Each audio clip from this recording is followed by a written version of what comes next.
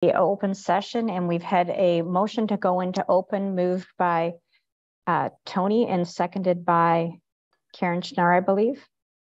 Okay, all those in favor, please indicate so by raising your hand. That's great. Thank you, colleagues. We are now reconvened in open session. We would acknowledge the land on which we gather today is the traditional territory of the Haudenosaunee, the Anishinaabe, and the Neutral people. We acknowledge the enduring presence of the Indigenous people with whom we share this land today, their achievements and their contributions to our community. We offer this acknowledgement as an act of reconciliation between Indigenous and non-Indigenous peoples of Canada. What I have learned through my work with Indigenous peoples is that our relationship to the land should be one of stewardship rather than ownership, and I'm honored to make this journey with them. Colleagues, are there any declarations of pecuniary interest to declare?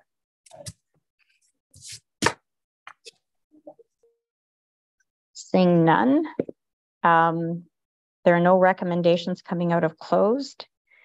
The next agenda item is the consent agenda, and I would ask if anyone has any items on the consent agenda that they would like moved to the regular part of the agenda. If yes, we will take it and place it on the open agenda, and if not, we will move them in one motion. Tony, do you have an item you'd like lifted out? I actually do not, Madam Chair. I just want a little bit of an elaboration or clarification on an item, but I would not want to move it out of the consent agenda. And do you want to specify which one that is, Tony? It's a couple. It's under the neighborhood policing and statistical reporting. And what is your clarification that you're seeking? Just around some of the statistics, the question I have through you, Madam Chair, is I've noted that in some of the statistics, there is a drop in some of the actual crimes, be it robbery or break and enters. And just on a high 30,000 foot level, when you see some of these drops, it sometimes could be interpreted as being incongruent with the crime severity that we've seen increasing within our community. And I'm just wondering if someone could just try to address that on a high level, because if you look at individual crimes, you could see them decreasing, but the crime severity overall has increased. Just for elaboration if possible. So is this agenda item 7.7, Tony, to which you refer? Yes, that's correct. Yeah, thank you. Okay, Chief, is this something you can address? Yeah, thank you, Madam Chair, and good morning. And at a high level, I could just recognize a few things as we provide these on a recurring basis. And there's a couple levels of analysis. We try to provide, there's a year-over-year comparison and also a 5-year comparison. There is a lag on some of this data where there is a background work that happens across Canada and also locally known as Uniform Crime Reporting or UCR reporting. So some of the coding that goes into the analysis of our occurrences or incidents does have a lag to it. So we look probably most reliably at our year-over-year or annual trends that are compiled by Statistics Canada. So where we might see some ups and downs with some of the various statistics that you mentioned, we are looking, as you highlight, at issues of total crime severity. So when we've presented in the past few months on issues related to crime trends, crime severity issues, we're looking at these in totality, from a global perspective. And so when we've talked about the total crime rate or total crime severity rate in times, we're looking at a culmination of issues that are weighted specific to the victimization, to the level of incarceration and rate.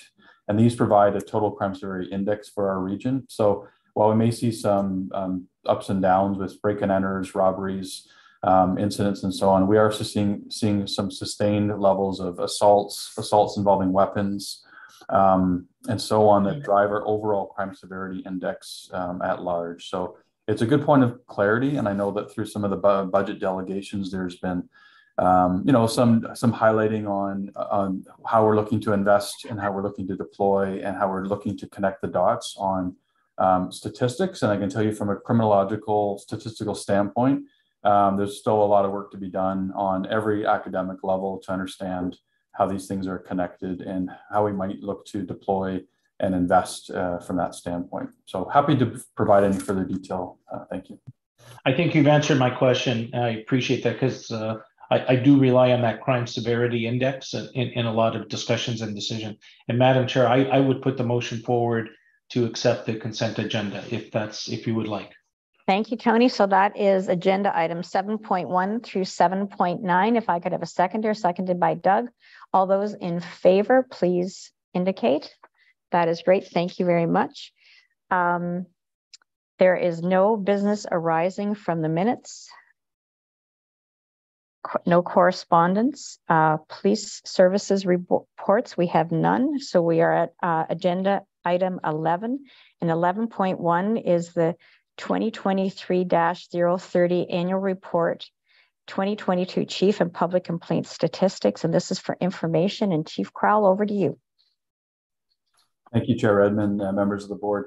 Very pleased to provide you a few updates in succession today. So we'll be inviting Inspector Lakovic from our professional standards branch, who will speak to this report and provide just a very brief presentation. But ultimately, this report speaks to some excellent work and just gives the board a pretty succinct analysis of how we're fielding complaints, annually, but also how our members are prepared to manage them to meet the expectations of our public. So I don't see that he's joined us at this point.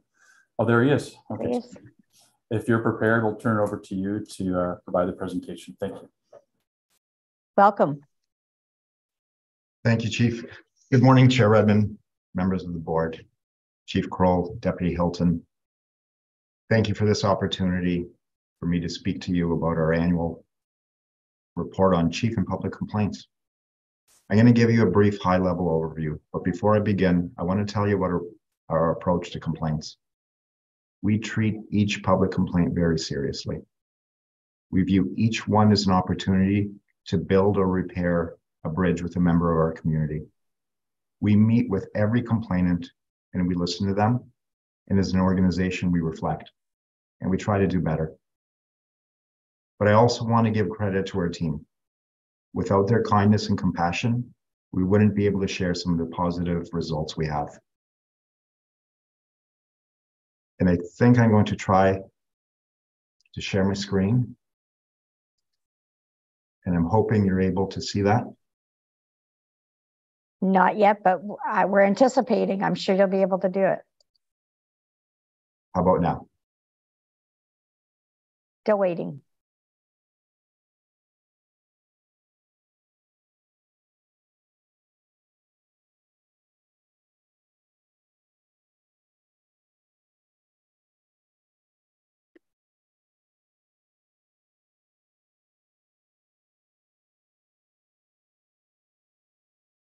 If I'm unable to share my screen, I hope you don't mind. I'll go through the my PowerPoint anyways.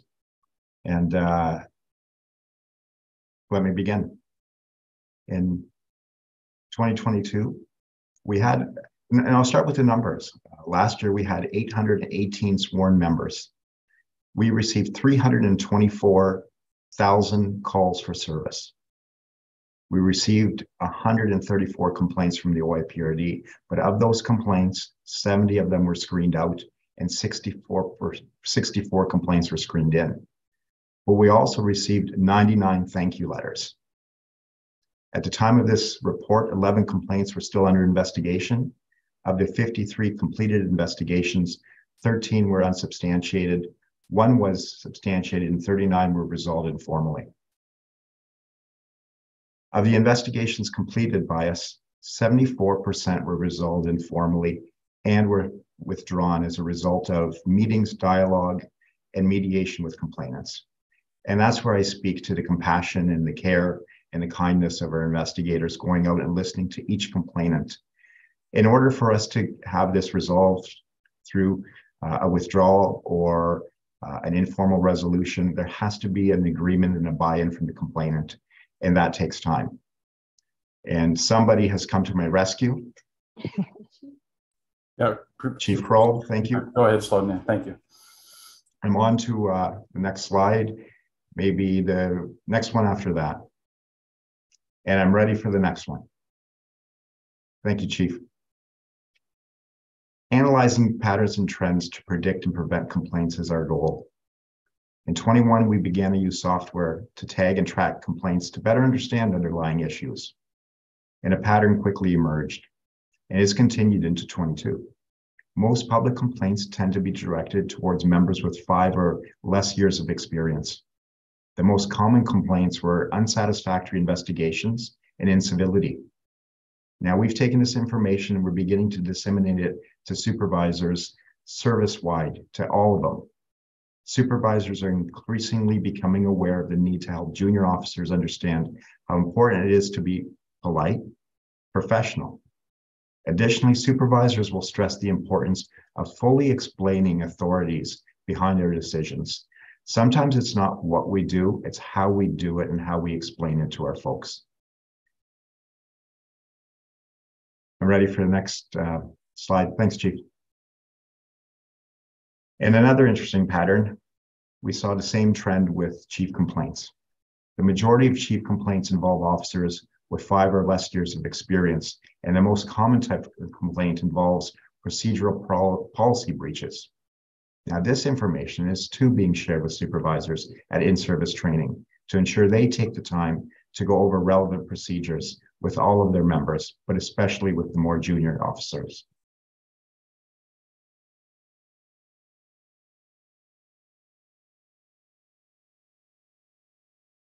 Chief, I'm ready for the next one.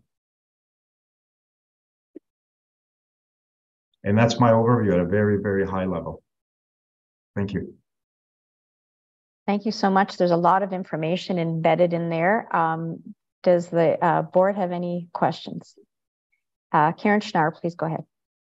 Thank you so much, Inspector Lakovic, for that presentation. And I just wanted to say that I think this is another fantastic example of the service being very proactive and actually you can't understand what you don't measure, right? And so going out and actually measuring it and getting some data, which allowed you to identify a pattern, which allowed you to assess training and how you address complaints, and seeing sort of the success in terms of how your change and really that focus on the caring and compassion and the personal interaction with people who do have a problem with an incident or something that has occurred is fantastic. And we've seen this now at a number of board meetings, whether it's this or there's a whole, range of other things where the fact that we're now measuring it and being transparent about the data allows us to have these types of conversations very transparently at these meetings. So just a big thumbs up for the work that you did and the proactiveness that you took in order to do this, and to continue to, and I'm sure this is just the first stage. We'll continue to see refinements and improvements going forward, but just impressive in terms of the work that was done here. Thank you, Dr. Schnarr.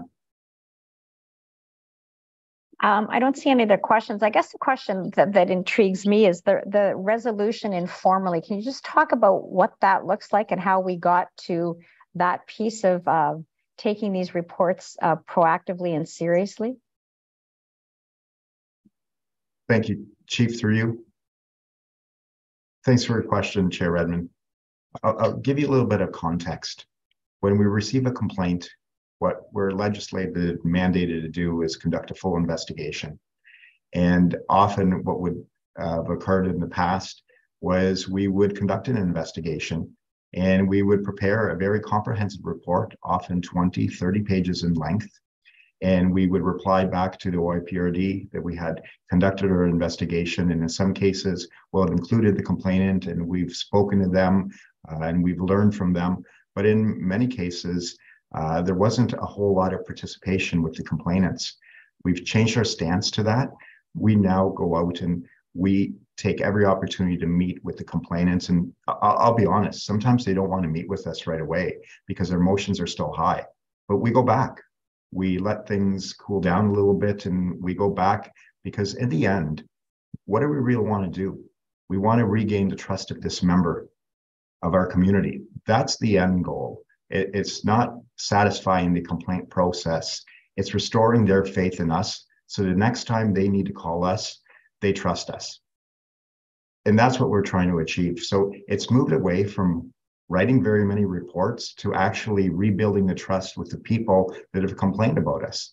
If we don't listen to our critics and our complainants, then I think we're doing ourselves a disservice. If we're thinking, we've always done the right thing in every circumstances, I don't think we always have.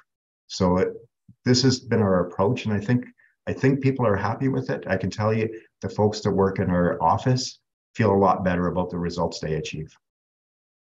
Thank you so much for that. Tony, go ahead. Through you, Madam Chair, and I appreciate the clarification on the resolution. It sounds a little bit like old school, which I really admire. And I want to commend you and your team, because it is about people serving people. It's not reports serving people, it's people serving people. So I really commend you on the great work of reaching out. I know it's challenging, but making that link to the members of our community and trying to bring forward a resolution. So great work on your part and living up to our motto. Thank you, Mr. Giovinazzo. I also think it's very impressive that people have leaned into making a change like that, Inspector. So that's great. Thank you very much. This is a very encouraging report. We look for further updates.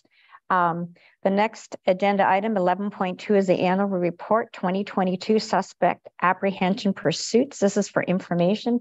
And Chief Crowell, over to you again. Thanks, Chair Redmond. I will invite Inspector Boucher to provide this presentation on suspect apprehension pursuits, and then also sort of a related report is on our collisions. And just as a bridge to the last presentation and to the next two, I mean, obviously we're using data to drive improvement, data to drive ways to invest. So you'll see that a backdrop to all this is how we not only onboard our newest members, but recurring training and education we're providing, knowing that we're dealing with, hundreds of thousands of interactions and calls for service annually. There are times where mistakes will happen, accidents and collisions and so on will happen, but you can see that our trends over time are driving better results and meeting community expectations at a new level. So the efforts to improve continue. And with that, I'll turn it over to Inspector Boucher. Thank you. Thanks, Chief. And good morning, Chair Redmond, members of the board. With fingers firmly crossed, I will attempt to share my screen.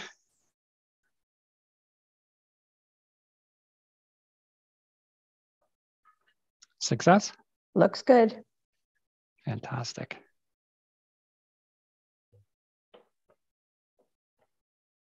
Okay.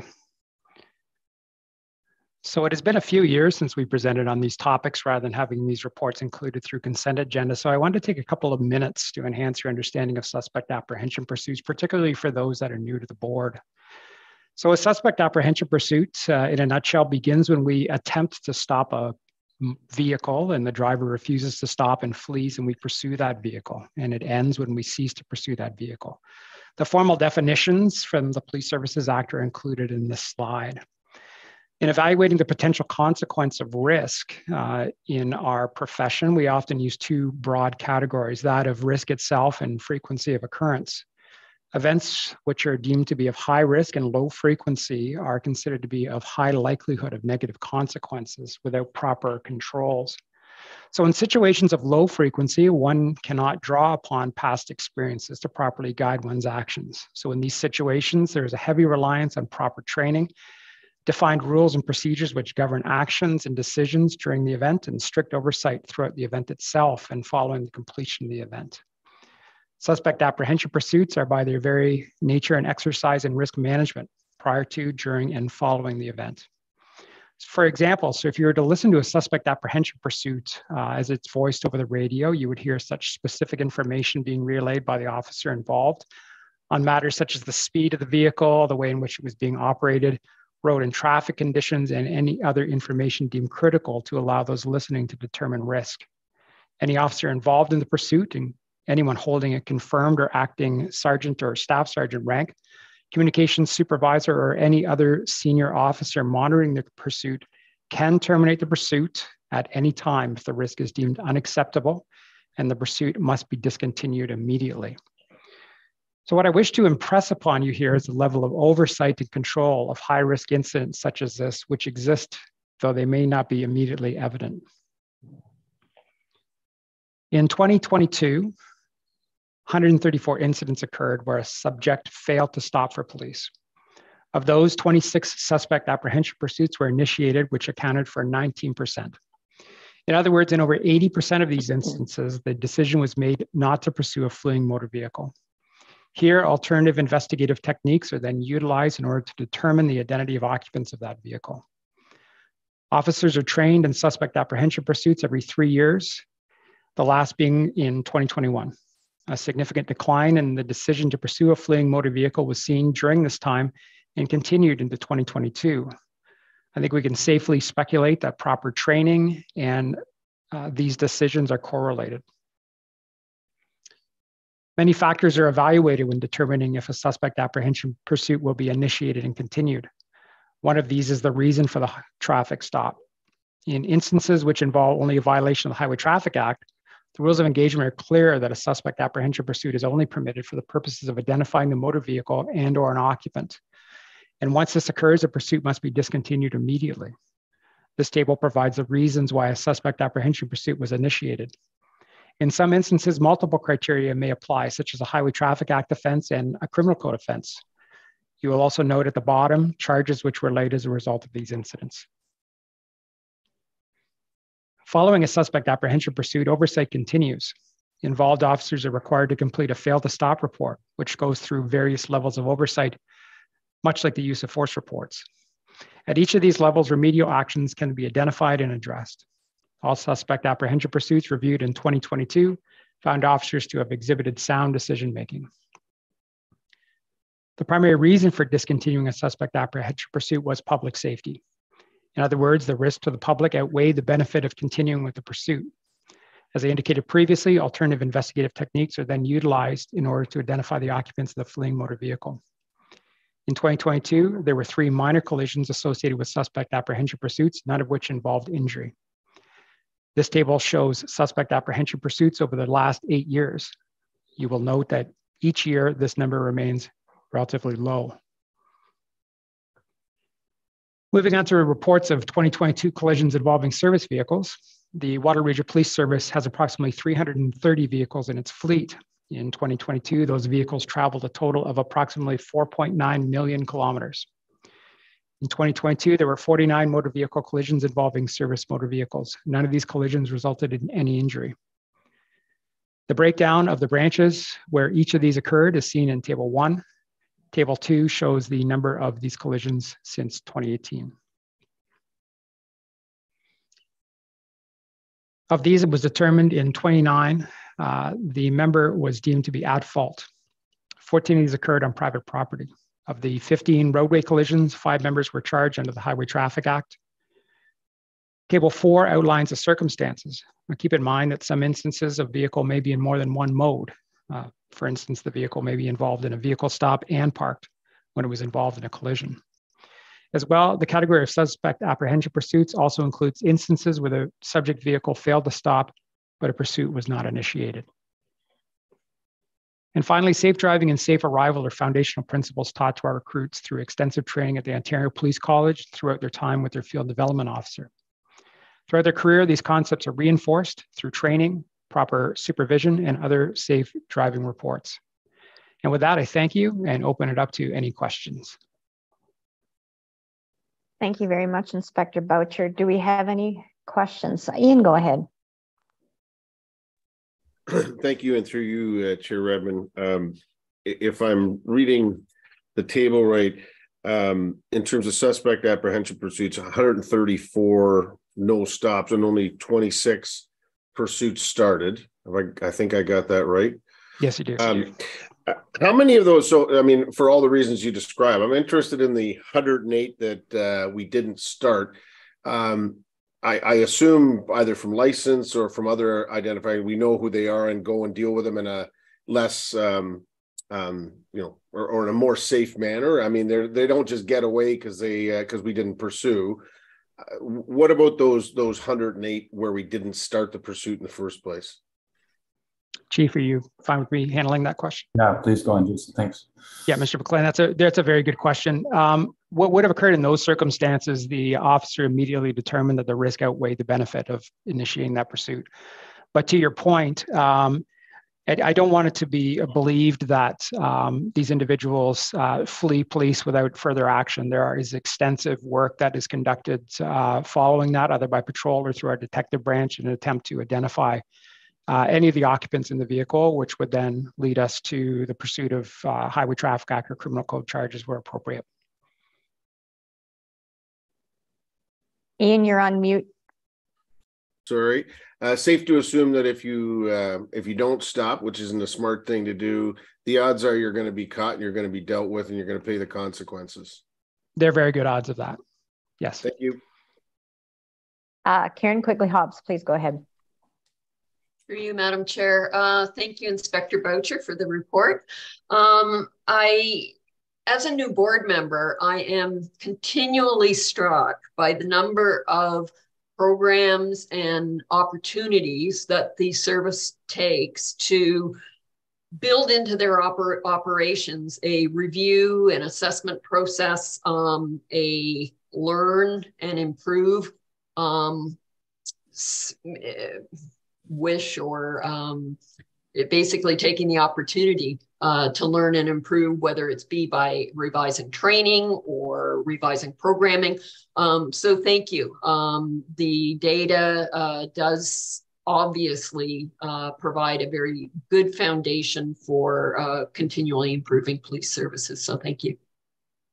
Thank you. Thank you very much. Doug, do you have a question? Go ahead. Just very quickly, for those members who are found to be in contravention of the Highway Traffic Acts, been involved in something, and what happens to them in terms of their careers and continuing in the force? Chief, I'd probably defer that to you. Sure. Yeah. So obviously, thank you, Councillor Craig. It's obviously a case-by-case analysis, but yes, but oftentimes I can't even think back to any recent examples where we've had criminal behavior when it comes to any of our driving related to dangerous driving, anything of that nature. So we take it, as a point of there could be penalties financially from you heard in Inspector Lakovic's presentation about Chief's complaint. So if there's conduct that breaches the Police Services Act Code of Conduct, that's a separate investigation where we could look at discreditable conduct or failure to follow procedure, insubordination. So there is an internal review mechanism that may be the result of behavior, but what you're seeing primarily through this lens, there's other further reporting that we do on automated speed enforcement, red light cameras, any other stipulations under the Highway Traffic Act. There is a review by their supervisors at various levels, all the way through to the chain of the deputy chief, and then to the chief's office as well for a review to know if there's any further seriousness to what's being investigated, and to see if there's any levels of intervention that are required above training, above documentation, above potential penalty. And I could say that those cases in our service history is quite rare. Okay, that's what I wanted to hear. Yeah, that's fine, Chief. Thank you very much. Okay. I see no further questions. The collisions involving service vehicles, any further on that?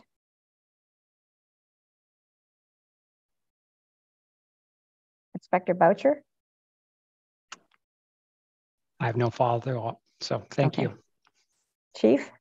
No, just we've tried to wrap them together because they really are almost a combined report, but in our annual reporting cycle, they are comprised of separate reports. So just for the board's attention, one more annual report that is related to this is our use of force reporting, which typically would have come into this chapter, but to add an additional lens of the race-based data collection strategy, we have moved it to the March reporting cycle. So that'll be presented next month, and it is combined with our annual reporting cycle. So look forward to that presentation in March. Thank you very much for flagging that, Inspector Boucher. Thank you very much for these two reports. The next agenda item 11.4 is WRPS Strategic Business Plan Progress Update. This is for information, and I believe, Chief, it's back to you. Thanks, Chair Redmond.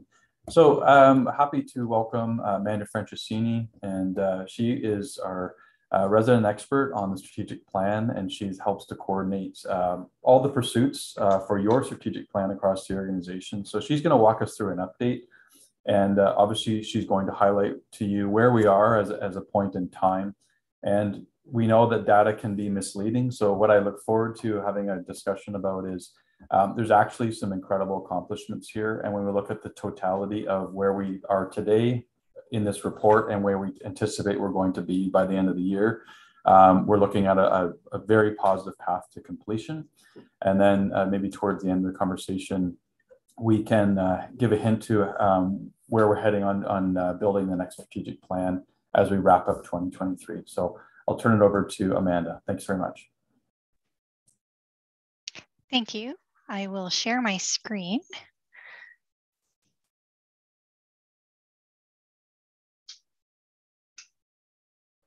Okay. So I'm pleased to share our progress as of the end of December 2022, which also marked the end of year 2 of the plan.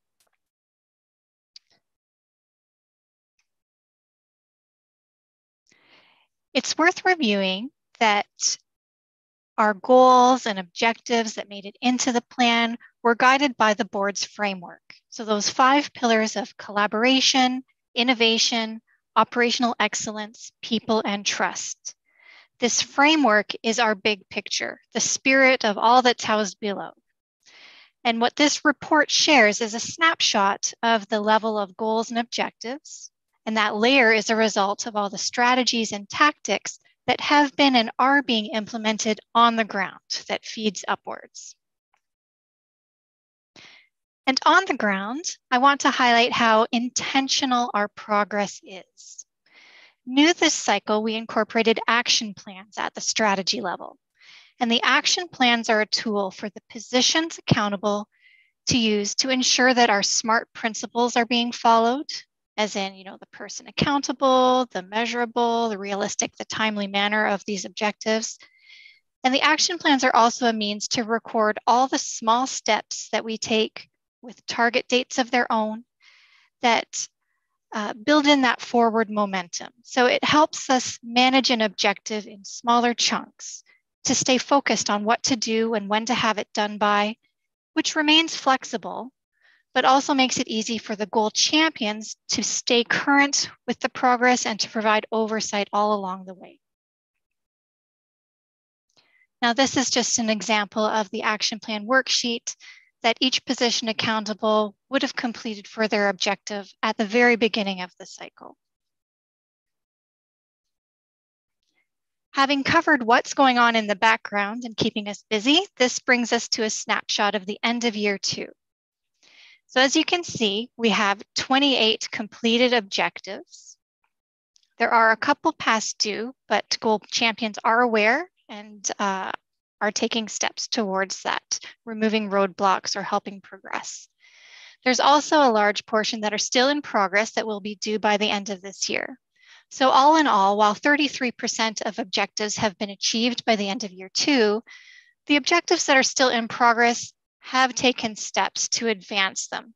It's actually a category that may be also labeled implemented.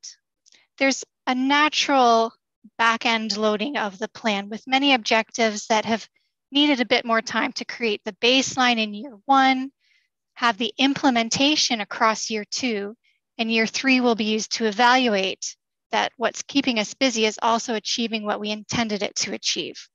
So in other words, by the end of year 2, a lot of work has been done. Just a little bit more time needs to pass to measure whether the changes had the intended effect. So all of the objectives in progress, combined with your knowledge of our action plans in the background, should really be considered implemented and ongoing as well. There is actually one goal that has been entirely completed, which is goal number 12, to improve member understanding and accountability of organizational policies and procedures. So our approach to accomplishing a goal is to have more than one objective attached to it so that we're approaching that problem from different angles. And when all of those angles are implemented, it just makes it a stronger accomplishment. You can see the chart beside the pie chart about pillar progress is a tie-in with that board framework. And this really highlights how each achieved objective contributes to a goal, and each goal contributes to our guiding framework.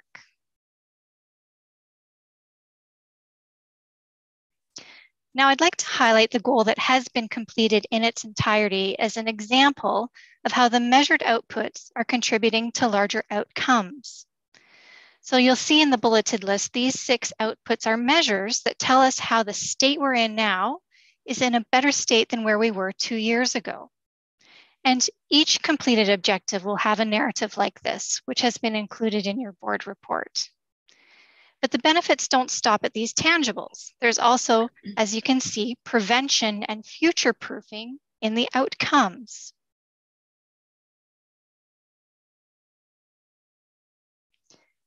Now, I included this next slide as an example how each objective has an origin story.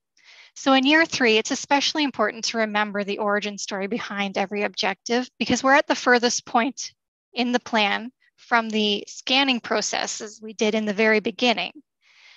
And the origin story is really articulated as a theory of change statement. So during our scanning process, we may have been aware of a problem, some problem that's indicative in our statistics, indicative in our community feedback, indicative in our member feedback. We take this problem and we reframe it as an opportunity. We brainstorm, how might we? And this becomes our objectives and strategies in the plan. Now, these problems and opportunities are framed, again, thinking of the bigger picture. So if we do X, we expect Y, so that N will change for the better. So as an example in the area of communication, we would have heard some feedback from our community that we could be doing more, and we would have brainstormed how could we do more. Some of the outputs ended up in objectives 2.1, 2.2, and 2.3 in the plan, and have resulted in over 100 languages being translatable on our website, including media releases. We've developed calling police brochure in 7 different languages, so that addresses kind of a different format as well as different populations seeking that specific information. And then there's also been different operational initiatives that use communication as a means to address what populations are looking for. So some real success stories there and the kinds of reach ahead activities that make it into the plan. Of course, these outputs lead to greater outcomes. So what we're ultimately looking for is, greater communication, less confusion, less victimization, greater cooperation, which ultimately ties in to our overall mission and our vision such that everyone is safe and feels safe in our region. Looking forward to year 3, I've already been receiving further objectives with completed statuses that will be reported on at the mid-year board report. And I expect a steady stream of those to be coming in as, again, a lot of implementation has happened in year 2, and year 3 will be reporting on different statuses.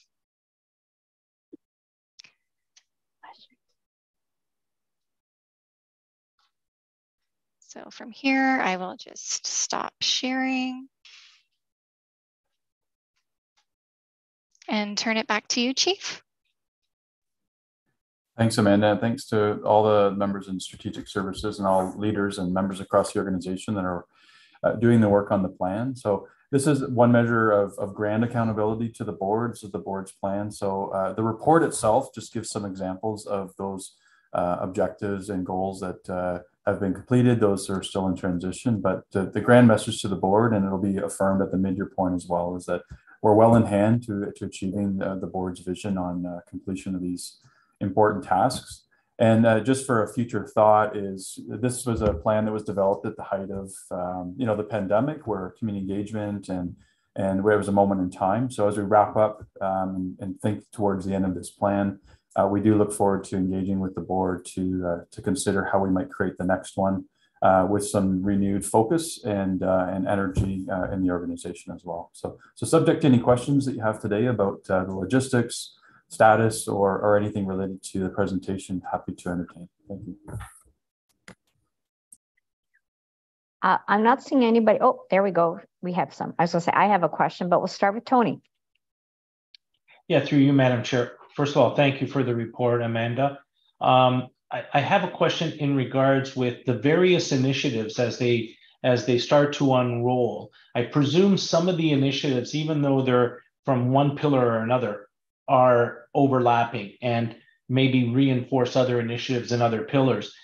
Is there a timeline or an overall project advantage so that we can understand how we're doing relative to the targets for those initiatives to be completed in what year? Does that make sense? So I hopefully it was clear enough there. Yeah. Amanda, do you feel comfortable taking a stab at that to start? Yeah. I can add one comment in that when our senior leadership team reviews progress, one of the messages to that group was encouraging them to come forward with their knowledge of our service. So if they are working on something that contributes to an objective, even if they're not the goal champion of that objective, even if their direct reports aren't position accountables for that objective, if it's part of a bigger picture, then please feel free to add to the narrative. So indeed, we have had some cross contributions that make it into the success stories. Tony, okay, any further questions? Yes, somewhat. I just didn't know with the various initiatives out there, there's maybe sometimes a logistical way of unfolding them, right? You don't want one initiative sometimes to be started until another one is complete. That's all I was getting at, and the timeline around that. So I don't know if that can be elaborated further. I can add a little bit. In the beginning, there would have also been some Gantt charting that highlights which people might have been called upon by positions accountable to help them in achieving their smaller steps. And that was for the goal champions benefit to see how many of their direct reports might need to collaborate, if it either complements or contradicts other initiatives at the unit or branch level. And we also would have in the very beginning had some impacts highlighted. If there were financial, human resource, or information technology impacts anticipated, that Right. would have been collaborated early on to avoid any conflicts later in the plan. Again, trying to keep it realistic and timely. Okay, thank you. Steve, I'm not sure if there's anything you can add. Just to reinforce, and that's why I mentioned that you're seeing in some of the categories where it's showing, ranging from 19 to 24 to 55% completion rate in some of the pillar categories. But knowing that the work is laid out in year one, that we'll know that certain projects are unfolding through year 1, 2, and 3. The majority of them will be completed this year because the implementation steps and the finalization and realization of success can only be sort of reported on in year 3. So that's the overall plan or overall message today, is that there's grand success, in the quarters to come where we can show the completion and the realization of things. Okay, appreciate that. Karen Schnarr, please go ahead. Thank you. And that was my question, because, when you're looking at these, great that a third is done, which means that 2/3 isn't done yet. And we've got, we're in, the last year, we're mid-February, like there's a significant amount left still to do. So I'm just sort of looking to you to say, if we're like 98% there in most of them, or if there's significant work to do, just because that there's a lot still left outstanding. And I get the back end loaded piece into Tony's question that, sometimes things layer in others, so you can't do, 6, 7, 8 till you've done 1, 2, 3 in terms of the sequencing on some of those things. But it's a lot. I would be worried if this was my students. I'd be worried if, we're into the last, third of my quarter and there's still 2/3 of the work left for them to do, to use an academic analogy. Yeah, and having rushed a lot of last minute homework in my life, I think it's a fair assessment. I think even when we looked at future reporting, and as a leadership team, we've reflected is to say there may be another category of charting succession completion that we might insert in the future, because there's a lot of work that we would almost categorize as complete, but it's looking at the maintenance and the success of achievements over time. So you'll see this play out in the next 2 quarters, where I think the board will be satisfied that the concerns that you have today, which are realized by the charts that we're presenting, will show the success of what our team has undertaken over time. So very fair point. That's great, thank you. And just a point of clarification, in the report that I saw, just to confirm that there was sort of a list of 21 elements. Those are the 21 that were completed during this reporting cycle. I assume that it just wasn't explicitly stated. So I just wanted to, I see Amanda nodding at me. So that's great. Thank you. So Amanda, I sort of focused on something slightly different. And I know that this is somewhat of a report card, so I think all the comments are very valid, but I guess it gets back to the comment I made to Inspector Lakovich in the systems change, and the fact that you put that sentence up that said, if we do X, Y will happen and N will be the result. Can you talk a little bit about sort of the change management? It's been a system response. And I think what I've been most impressed about this whole initiative is that it really drives throughout the whole organization. And if you can just speak to that a little bit. Through you, Chief. Okay. So in terms of change management, there is coaching that happens with all the positions accountable and the goal champions. And given that there's a few new tools we've used in this business planning cycle, there's some onboarding as there's succession in different roles. Communication has been really important. And I guess I would say that, again, if we can remember the why behind each of these objectives, that helps motivate people, and it's the common thread where we all are working on the same team to achieve some greater good. And it's kind of, it varies depending on the objective, how much change management is required. It may be something that's adopted within a single unit or branch, or it may be something we do differently as a whole organization. So there are different steps depending on that level of change. But there is a lot of coaching that happens in the background and regular meetings amongst the senior leadership team to ensure that the service is together on the progress. Thank you for that. I don't know, Chief, if you want to add anything.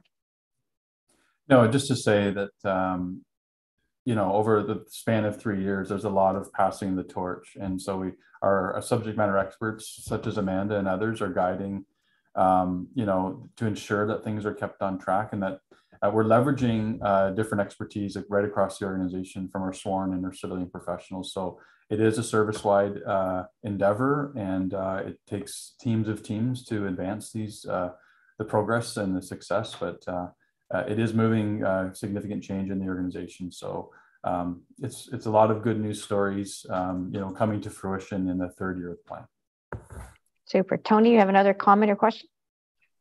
Question through you, Madam Chair. Actually, one of your comments just triggered another question for me. So, and that is around change management. So there's, in my mind, there's 2 forms of change management from a high level that, from an organizational vantage. There's, the individuals within the organization, accepting change and moving forward, but also the impacts of change. So as these initiatives create changes in process, protocols, et cetera, that has a ripple effect across maybe the entire, it's a yes and no question. I presume we have sufficient or satisfactory, effective change management processes on identifying that ripple effect through the organization once we make a change. From not the human vantage, process protocol vantage. We do, but there's always, in any organization, there's always room for improvement, and not only is it the change itself, but the communication thereof. So we're trying to listen intently to our own members and our communities to understand that there's the change that we take on from a proactive or responsive standpoint, and then there's change through legislation and through different levels of expectation that's almost imposed on the organization. So and also the requirement to innovate simultaneously and invest. So it's like It's very complex, and our members are often caught in the crossfire of the push-pull to provide optimal service. So we're always finding new ways to improve the notion of what change management is and what we're driving and what is swirling around us and those expectations. So that'll be a bridge to the next plan as well. But to I'm not expecting perfection. I realize we're all human beings. So, it's just, having a way of identifying the ripple effects of any innovations that are coming out of this strat plan. So thank you very much for the elaboration. So thank you. I see no more questions or comments. So Amanda, as always, thank you very much. And Chief, that's great. We'll look forward to more progress updates. And I too relate to the all-night cramming. I was always somebody who worked on deadline. Dr. Schnarr, you probably would have hated me as a student. Next agenda item is 11.5 budget communications update. I believe this is verbal. And Chief, over to you. Thanks, Chair Rubin. And this will just be brief. It's just reflecting upon several months of undertaking by our members and working in collaboration with the board on advancing our budget position. So obviously things are still in progress and process with the Regional Council, and as we look to February 22nd, but just reflecting upon the request for further communication from Regional Council and future process, and maybe some dialogue today through you, Chair Redmond, about the future. But do look forward to learning points this year from our team, as well as responding to the request for some further direction moving forward as we communicate our needs, wants, and requirements. Thank you. Tony, go ahead.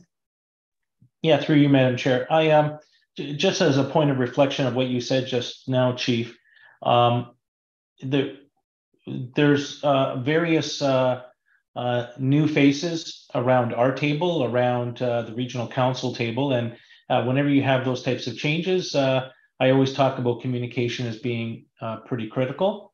So, I would look to you and your executive and leadership to maybe come back to us with, some sort of a communication plan of how this would unfold in the future. And we as a board could take that under advisement, but I kind of leave it up to you, looking at the various governance pieces of each of the various stakeholders, if that helps. Yeah, thank you. I'll allow maybe Chair Redmond if you wanted to comment further, but that's certainly a commitment from us, and I did express that in my closing comments to Regional Council, is to say it was definitely evident that as a request for further dialogue from that council table, and obviously to the board, our priorities to ensure that we have cohesive, clear communication on all sides. And I know that with some enhanced government relations capacity, we're certainly prepared to provide a plan to the board for advancing in the future. Thank you. I'll save my comments. We have other speakers. I may weigh in at the end, Ian, and then Sandy. Thank you. And through you, Chair Redmond, just building on that, I think that would be useful to have a communications plan that is probably more regular in nature, and there's lots of new faces at various different tables. One of the things we always do is kind of look for best practices with other services, especially in the Big 12. I think Dr. Schnarr and others have mentioned this before. So in context of this discussion, so it may be useful for whether it's Megan or the chief to kind of what kind of communications and community dialogue would that others are doing, that we can take the best of what's there, so we can kind of avoid some of the I think talking past each other as an example. And I think there was some confusion this year, and I think it will help in subsequent years. But, the budget, the first initial document in November that had some reference to 8 officers or 11 officers was never part of the police services plan or the board or the administration. So, it was a reflection of other things like regional, I think, assessment growth and assessment population, but it wasn't based on the needs of the community or some other factors that this board was considering. And I think that's just if we can clean up some of that communication, I think we'll have a better chance of of kind of getting to the issues, and with another year under all our belts, we get better at and understand, because it's a complex set of equations. So, but that Big 12 piece might be useful as we get a report back to see who's doing what and how can we do better on that communications front. Thanks. Thanks, Ian. Sandy, go ahead. Thank you. Yeah, I think more a plan on how to communicate with regional council is a good one. I think there's a lot of, not I think, there are a lot of new regional councillors, and there's a lot of learning to do in everyone's roles, and the role of the police services board and the role of regional council.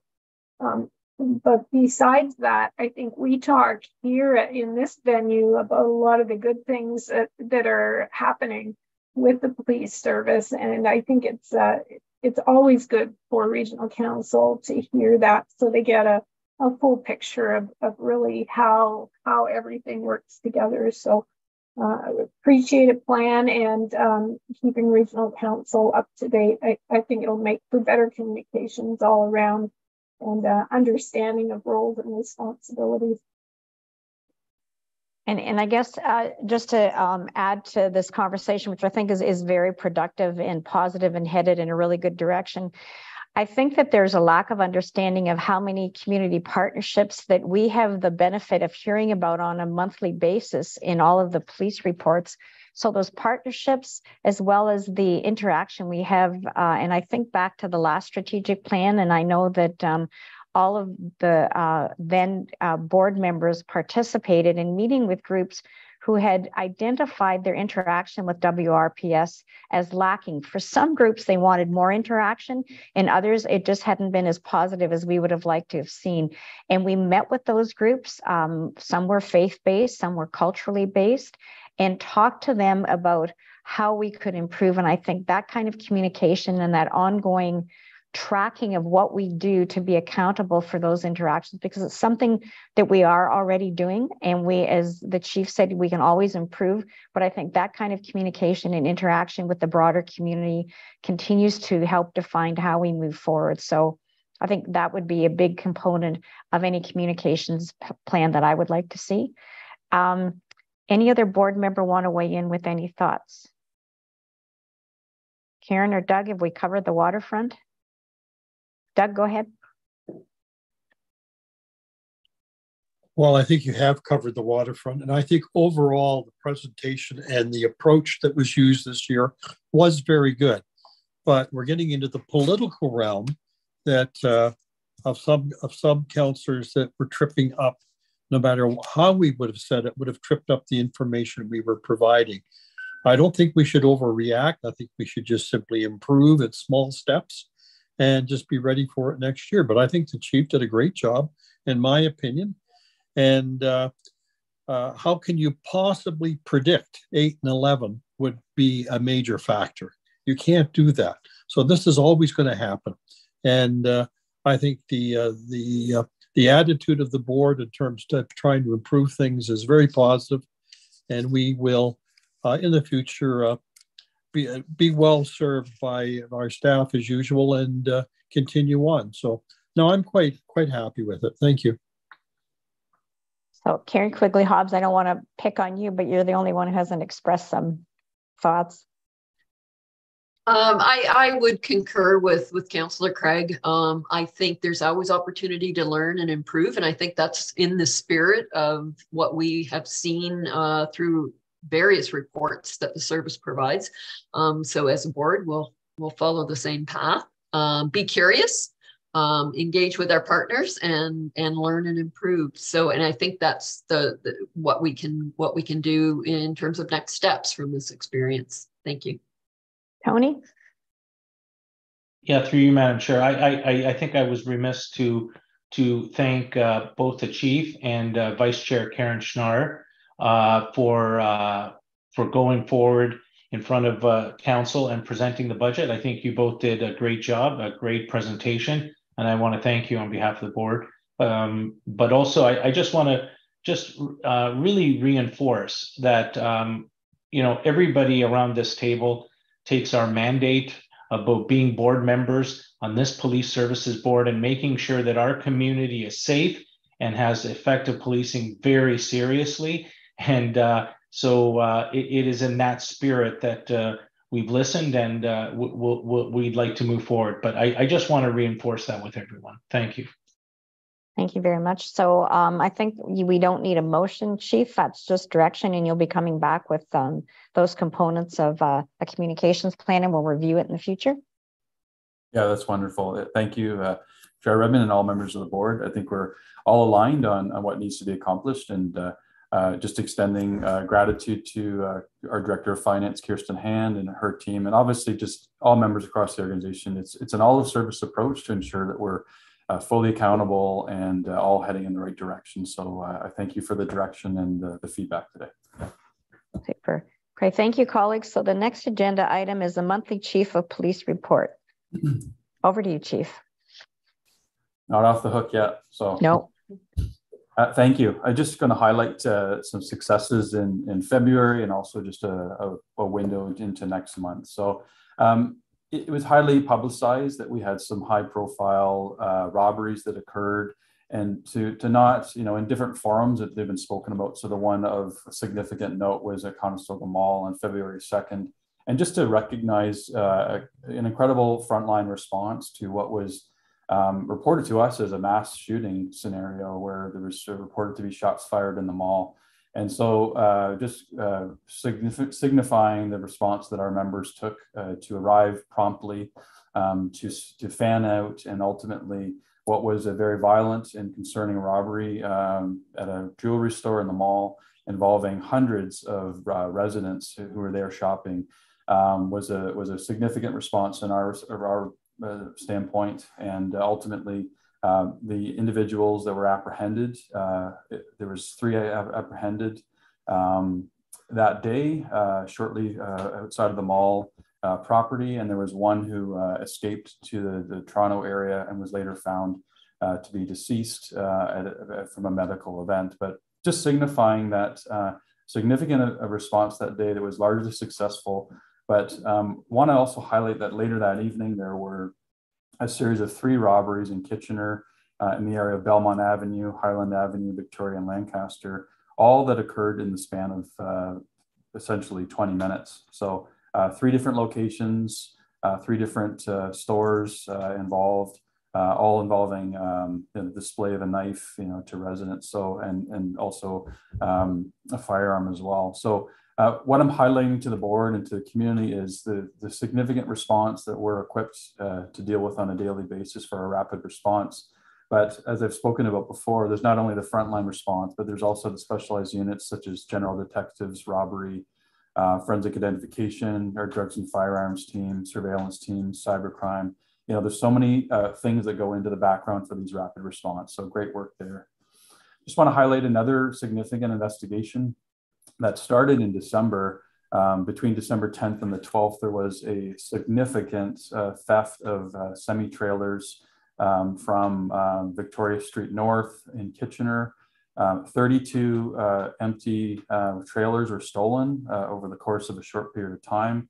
And this is a significant organized crime undertaking where over the course of the next a month and a half, investigators worked diligently to recover a large number of the trailers. So again, a lot of background work that heads into these investigations, and ultimately on January 23rd, investigators recovered 7 of these trailers in Halton region.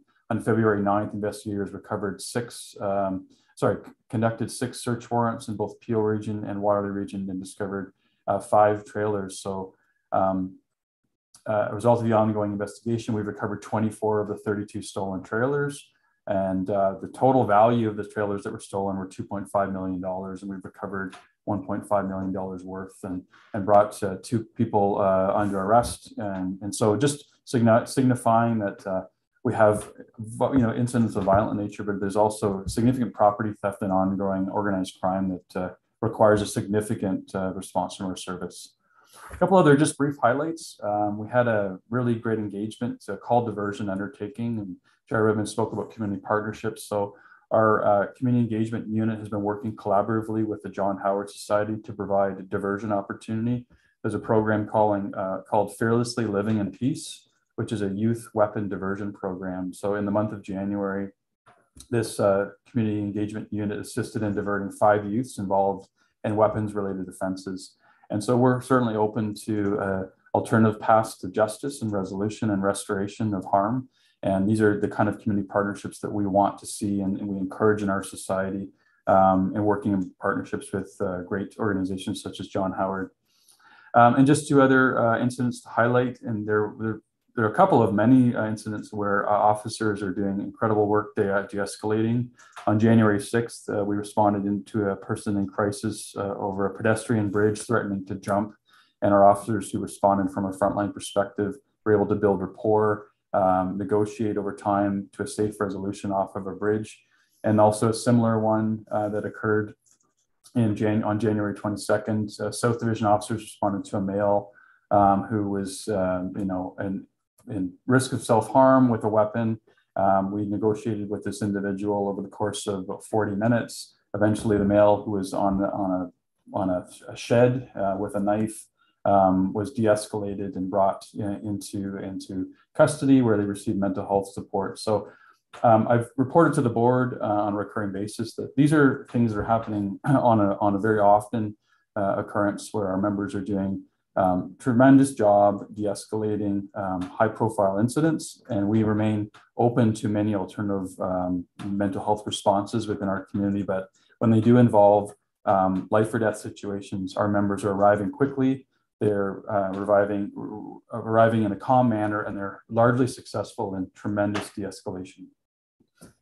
Just for some more thematic reports, this March is Fraud Awareness Month. So we're happy to report that there's a growing awareness of the significant victimization that's occurring across Canada right now. You've probably heard through different points of media and social media that there's a swell and a trend of grandparent scams and other type scams where people are being contacted who may be vulnerable, who may be falling prey to really extortion for money, where people are largely being led down a path where they believe that a loved one of theirs is in some dire straits that requires an immediate injection or provision of money. And so we're trying to provide as much awareness with other police services across Canada about these growing trends. And we've had some great results in intervening with a couple senior citizens who had received urgent requests for money to rescue their grandchildren, out of jail or out of a situation such as that. And we just want to reinforce to the community that there'd be no urgent request for money from police or from any similar justice sector where somebody needs to provide money in an urgent manner. And we encourage those who believe that they've received such a report, you can contact police, and please involve other family members and friends that can assist to navigate the situations. When in doubt, hang up, stop, slow down, and bring some calm to a situation. We don't want to see the continued victimization that we've seen from a financial standpoint. And in some closing comments, obviously our service is joining many other community partners in recognizing Black History Month. We're very proud of our own internal recognition, reflection, and celebration efforts for our own members. But we've also joined a lot of other incredible organizational efforts across Waterloo region, such as an event hosted by the Canadian Criminal Association of Waterloo Region. This weekend, we'll be joining the Bring on the Sunshine event in Waterloo Region as well. And we are partnering with the City of Cambridge for a Black History Month book club event, which is occurring this month. And also there was a partnership event to join the KW Titans on March 1st for not only the kickoff to their season, but also in a joint organizational recognition of Black history as we wrap up the month. In closing, we have Pink Shirt Day, which is on February 22nd. And our service is joining many others in recognizing Pink Shirt Day and the support that this brings to those, facing issues of bullying and so on. So the theme this year is lift each other up. And this is a simple statement and a powerful message that's encouraging us all to work together to treat everybody with respect and dignity. So not only in wearing pink, we have our Post Positive campaign, which encourages the display and the writing down of creative art. And we're working with organizations in some schools as well, who will be looking to display acts of kindness and thoughts of kindness through a variety of creative displays through social media. So we look forward to, through our social media, sharing all those great incentives across our region. And I would be remiss to not look towards March 4th, which is our Return to the Polar Plunge. We will be hosting this event at the Children's Safety Village on headquarters property.